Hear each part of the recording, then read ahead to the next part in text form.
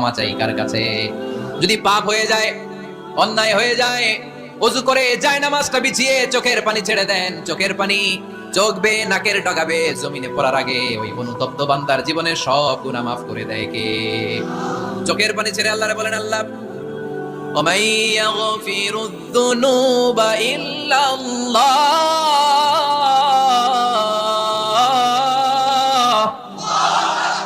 ومن يغفر الذنوب إلا الله আল্লাহ ছাড়া গুনাহ ক্ষমা করার আর কোনো দ্বিতীয় মাবুদ আমাদের আর আছে নাকি?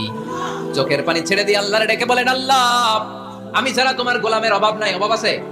আমি ছাড়া তোমার বান্দার অভাব নাই, আমি ছাড়া তোমার গোলামের অভাব নাই, কিন্তু তুমি ছাড়া আমার কোনো রব নাই, ঠিক কি না? আমার গুনাহ ক্ষমা করার মতো দ্বিতীয় কোনো মালিক নাই, দ্বিতীয় কোনো রব নাই, দ্বিতীয় কোনো প্রভু নাই। তুমি যদি ফিরিয়ে দাও কোথাও যাওয়ার জায়গা নাই, ঠিক কি না? এভাবে চোখের পানি ছেড়ে ক্ষমা চাইলে মাফ করে কে?